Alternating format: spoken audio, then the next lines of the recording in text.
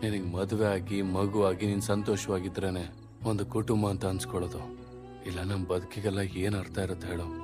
ಸುಮ್ಮನೆ ಬಂದ್ವಿ, 4 ಜನ ಇದ್ವಿ, ಕೆಲಸ ಮಾಡಿದ್ವಿ, ದುಡ್ಡು ಮಾಡಿದ್ವಿ, ತಿಂದ್ವಿ, ಮಲಗಿದ್ವಿ ಅಂತಿದ್ರೆ ಲೈಫ್ ಆಗ್ಬಿಡುತ್ತಾ? ಏನೇನೋ ಮಾತಾಡ್ಬೇಡ ನೀನು. ಅಣ್ಣ, ನಿನ್ ಹತ್ರ ಒಂದ್ ಕೇಳಲ್ಲ? ಏನು?